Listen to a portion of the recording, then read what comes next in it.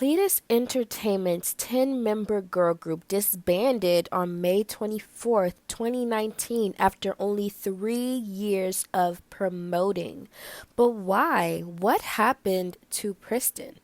Well, let's talk about it. According to Wiki, on March 23rd, 2016, Pledis Entertainment teased their new girl group originally called Pledis Girls. Nayoung, Roa, Yuha, Yeonwoo, Reina, Kilkyung, Ziyoung, Yahana, Sungyeon, and Kyla made up the group that Pledis later on went to name Pristin. On March 21st, 2017, Pledis Entertainment officially debuted Pristin, and they were very, very popular. Now, during their debut, two of the members, Nayoung and Kyokyung, were promoting for their project group i.o.i. These two were very active. In addition to being an i.o.i and Pristin, Nayeon and Kyokyung went on to debut in Pledis' subunit called Pristin V, along with Roa, Yeonwoo, and Rina, with their single album Like a V. Now, I loved their song Get It. It is such a bop, and I still play that song to this day. To be honest, all of the ladies had mad potential, and I really love listening to their songs, from Wee Wee to I like do do do do do, you like do do do do, we like, I like them. Like, yes, I definitely liked. And I very much so disliked finding out that they had disbanded. I was like, what is going on? Everything about them was just so fresh and catchy, and Get It came and it just shut everything down for me. Like, it gave us much needed sass and confidence. I just love that song. It bodies. I was really impressed with how Pristin could switch up their vibe, yet still deliver remarkable and unforgettable songs. Now, Pristin was only ever able to release 2 EPs and 1 remix single before they got the chop. It's sad that they weren't able to release a full studio-length album. I can only imagine what beautiful work of art they would have created, especially considering the fact that the girls were known for writing and composing their own songs. So what happened to them? What made them leave us so soon? Well, according to Pledis, Kyokyung, Sungyeon, and Yahana decided to stay with the label while the others terminated their contracts. This is the statement that Pledis released to the public, according to Soompi. First, we sincerely thank fans who care and love Pristin. We are delivering the official statement regarding the disbandment of Pristin and the termination of contracts for members. The company and the members had an in-depth discussions for a long time and deliberated before coming to a mutual agreement. It has been decided that with the exclusion of members Kyokyung, Yahana, Sungyeon, 7 members, Nayoung, Roa, Yua, Yeonwoo, Rina, Zion, and Kyla, will have their exclusive contracts terminated as of May 24th, 2019. We would like to first apologize to fans who have always been supportive for delivering this unfortunate news. Because this is a decision that must be made carefully, a lot of time was given in thinking about this matter. At the end of discussions, we decided to respect the wishes of Pristin members and came to the conclusion of disbandment and contract termination. Members Kyokyung, Yahana, and Sungyeon expressed their intent to stay with the company. We will actively support Kyokyung, Yahana, and Sungyeon so that they can have stable individual activities. We will wholeheartedly support them so that they can be more active and have more diverse activities. As for Pristin members who will be leaving our agency, we would like to express our deep thanks to them and sincerely support them in their new paths, even though their official contracts have ended. Since this is an important and sensitive matter that required a careful decision, we sincerely apologize to fans for delivering this news late and worrying fans through this news. Lastly, we ask that fans show unchanging support for the 7 Pristin members, Kyokyung, Yahana, and Sungyeon, as they embark on new beginnings. Interesting. So it sounds like 7 of the members were not happy with the company, so they decided to leave. Replacing one or two or a few members is probably doable, but trying to replace 7? That's like Rania trying to reconstruct itself and call themselves like Black Swan or something. Like, of course, Pledis had no choice but to disband the group. It makes total sense. But you know me, like, I'm still not satisfied. What really happened? Like, I'm so confused as to what brought this on. Well, I searched around online for some answers and I came up with a compilation of comments from the Soompi section of their website, as well as Quora, the, ask a question and your answer shall be received site, and then Reddit. So here's pretty much what you guys had to say. Pledis doesn't know how to treat girl groups. Very unfortunate news.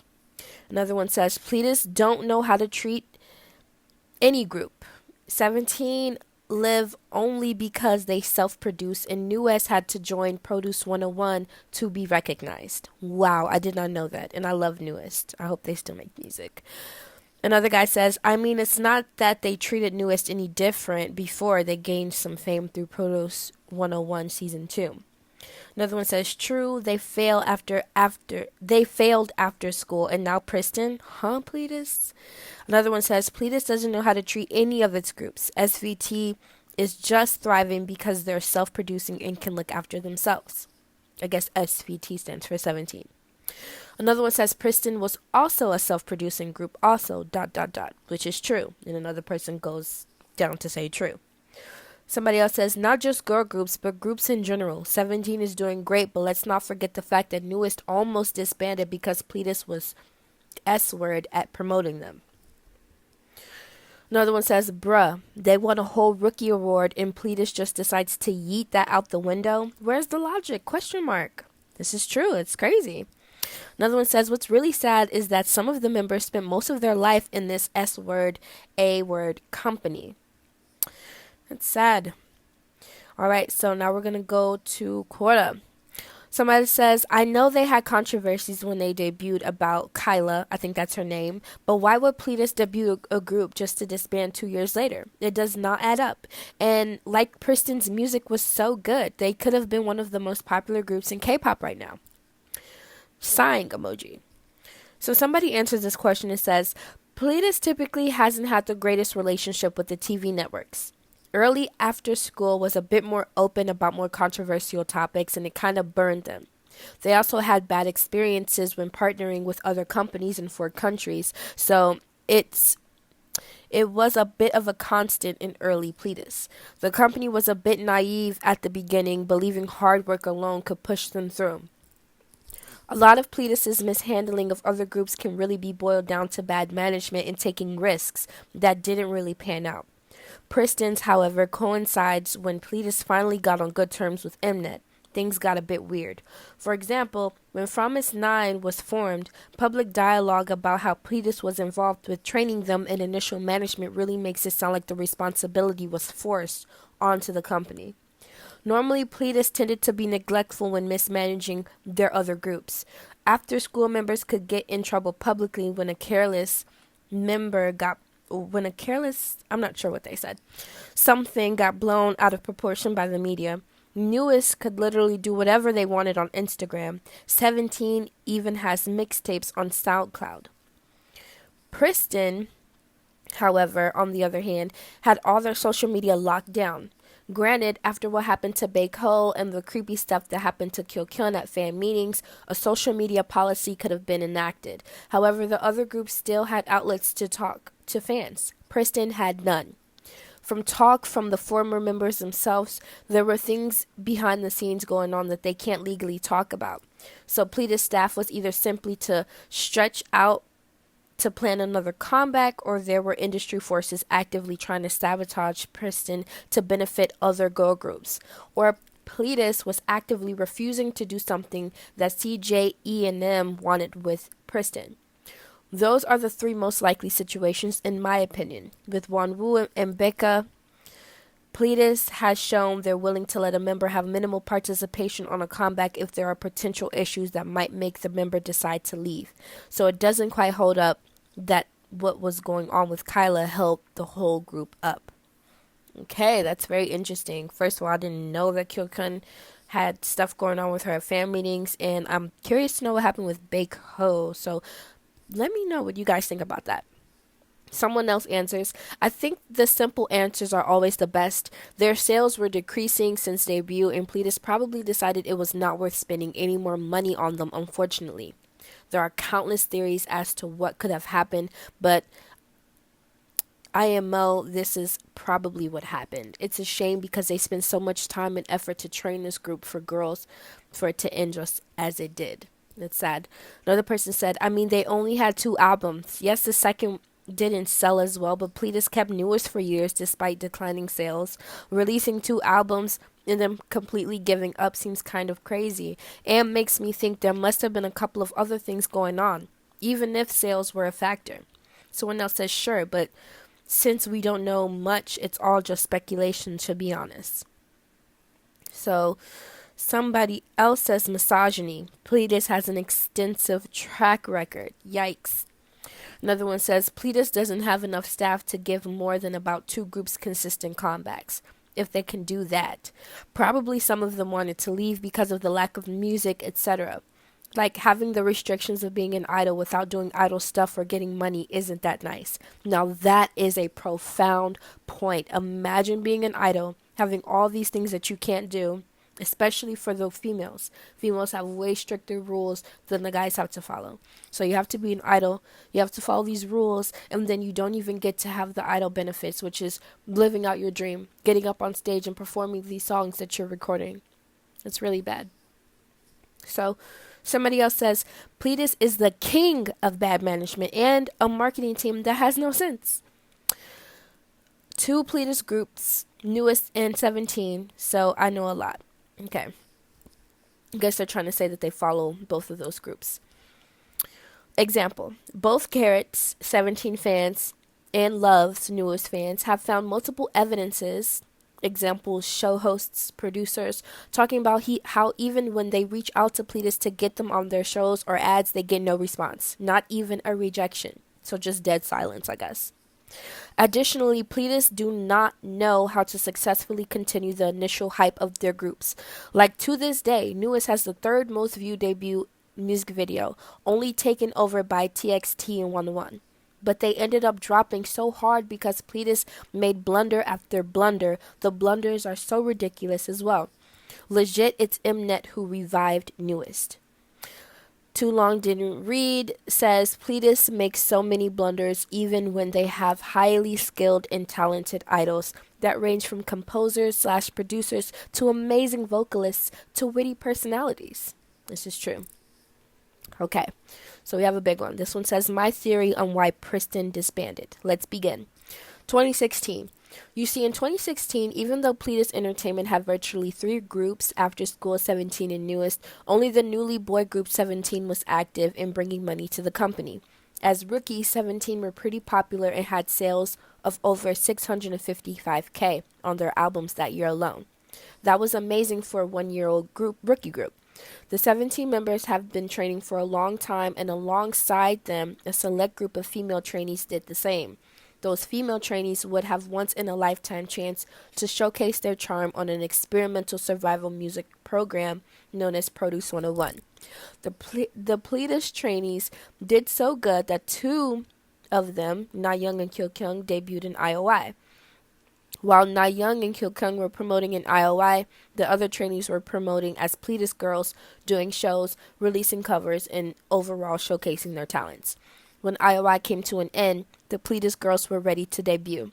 In 2017, the really anticipated Pledis girls debut as Pristin. Wiwoo, their song gained a lot of online attraction. Their album sales, though, were very underwhelming, 43K sales. Not bad, but not phenomenal for the group that was supposed to be the i.o.i successor and the female 17. But Pledis could wait. Traditional girl groups do sell less than boy groups, and this was just their debut. They had room to grow. In their first comeback, they sold 27K albums, a dive from their previous release, something that had Pledis frustrated even though the fans couldn't see it. But Pledis had the energy to keep going. After all, 17 and Pristin were their only groups. Well, that was about to change. You see, in 2017, the second season of Produce 101, known as Produce 101 Second 2, aired to television. Among all types of trainees, newest, a Pledis group that was neglected for a long time, decided to participate so that they could save their group. And guess what? The impossible happened. They came back from the bottom. Minhyung, the youngest member, made it to the debut line and became a member of 101. As for the other members, their story moved people and created noise around them that Pledis decided to give them a chance as newest W. Newest W in 2017, they sold one album over 308K and were given and nominated for many awards. Lastly, Pledis signed an agreement with SJE&M that they will manage their upcoming girl group Promise 9. So it's 2018, and Pledis went from managing 2 groups to 4. Quite the change, if I may add. A change a lot of companies can't handle this so suddenly or need time to adjust to. You see, Pledis had a bit more than they could chew and found things difficult pretty quickly.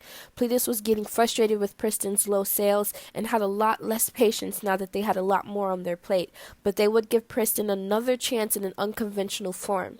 Pledis has kind of a tradition with subunits. All of their subunits, Orange Caramel and Newest W, had done amazing, so they decided to create Pristin V, a subunit filled with a lot of the popular members of Pristin. The unit, even though they gained a lot of attention, sold only 18K albums, the lowest they had. The final straw was when Pledis was given the responsibility of producing and semi-managing the new girl group i.o.i. In late 2018, Pledis made a decision to leave one of their artists. 17 was their golden goose. Newest W made 460 plus K sales, and the 4 members were way easier to manage than the 10-member girl group. And let's not forget, Minhyun was coming back in 2019, something that would definitely give Newest a boost. They had a contract with CJ&E&M from Promise 9, and the newly debuted i.o.i had already proven pretty profitable, so that left Pristin. On May 27, 2019, Pristin disbanded, a girl group with so much potential, a group that won many i.o.i members, that trained for years with amazing talent were gone now. Pristin's story is about a group with a lot of heart that was crushed by the greed of their company. Pristin, in my opinion, could have been great. Not all groups debut and have hundreds and thousands of sales. A lot of groups and a lot of the most popular groups now started small. Pledis couldn't see that, and they wanted big results, and fast. It's a shame because after a year i.o.i left the Pledis agreement. Maybe they disbanded because they were fighting. Maybe Kyla's accusation had a part in it, but I truly believe that their disbandment was a mix of mismanagement, lack of foresight, unrealistic expectations, and sudden change in Pledis. Thank you for taking the time to read this. I would love to answer any questions. Bye now. That is so cute. So they pretty much explained every single thing that we needed to know, and I'm very happy that I read that. Sorry if it took a lot of you guys' time. There's actually one more that kind of explained everything that was just like this, but I'm actually gonna skip that. I was gonna read it, but then I would just make this video like really long, and they pretty much just said everything that person just said. So I'll just read some comments that are from Reddit. So this person said, Pledis did an SM and disregarded one of the most promising girl groups they've ever had. They did it with After School and now Pristin. It's so annoying. Pristin could have been such a popular girl group. Like Wiwu was a pure bop. You can argue all you want, but that was a sick song. Agreed. Pledis probably couldn't handle the fact that one of their members was getting hate for the way they looked. Kyla. It's no surprise that Pledis chose to favor 17 as they are incredibly talented and successful, but they should not have ignored Pristin. They could have been so successful. And to that, I agree. So, it sounds like Pristin was tired of being shelved and decided to do something about it, and then also Pledis decided to do something about it. I'm very proud of the girls for standing up for themselves and doing what's right for them. So, let's see where they are now. According to Wiki, when Na Young left Pledis, she signed with Sublime Artist Agency and she became the promotional ambassador for Insadong. Since then, she has sung for several soundtracks, starred in a movie, a musical, drama, celebrated i.o.i's 5-year reunion, and, it seems like she's doing pretty good. Min Kyung, formerly known as Rhoda, went on to debut again in a group called Hinapina. However, that was short-lived because that group disbanded after only 9 months of activities due to the company's difficulties dealing with the COVID-19 pandemic. Since then, Min Kyung has been modeling for brands such as the Izat New York. Kyungwon, formerly known as Yuha, also joined the group Hina Pina. I'm not sure what she's up to these days. She's kind of off the radar, so let me know if you find anything. Woo also joined Hina Pina. Again, I'm not sure what she's doing these days. And Ye Bin, formerly known as Rina, was also in Hina Pina. Again, I don't know what she's doing. These girls, like all the Hina Pina girls, are off the radar. They're probably so tired of being in disbanded groups at this point and are just focusing on their normal personal lives. So I wish them the best.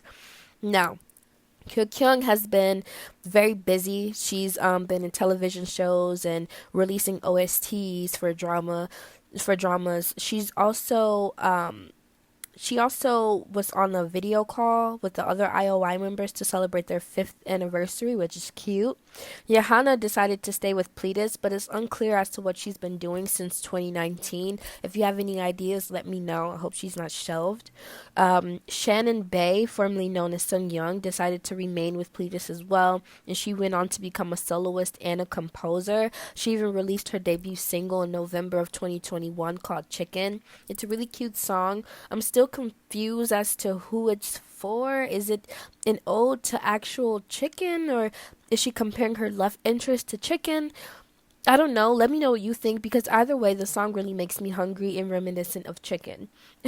Okay, so after that, Z Young, she left Pledis and she signed with Soo Young Kang Entertainment in July of 2020. She focused on her acting career and she even won an award for her performance in the movie Diet or Fighter. Lastly, the infamous Kyla left Pledis and went on to create her own YouTube channel, so you can go check her out over there. I'm not sure if she's still uploading, but she has released a mini album called Watch Me Glow. Now, Kyla was in hot water during her time with Pristin about some leaked homophobic comments from Discord, as well as outing certain label mates on their dating secrets, according to Hitsy.com. I wasn't aware of all of the issues that were linked to Kyla. It seems like she embroiled herself into some pretty hot water, but I do wish the best for her and all the girls. I did listen to her EP.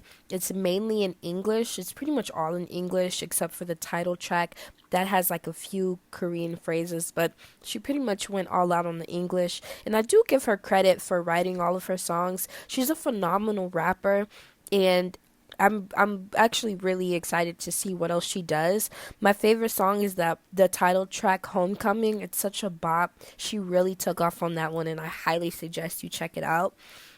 Now, this album seems very personal and real, like she's speaking exactly to the people who were meant to hear this EP, and I love that. I love when artists let us into their world and get really raw and don't just talk about superficial stuff. So, let me know what your thoughts are on that, and, go ahead and listen to it and let me know what you think.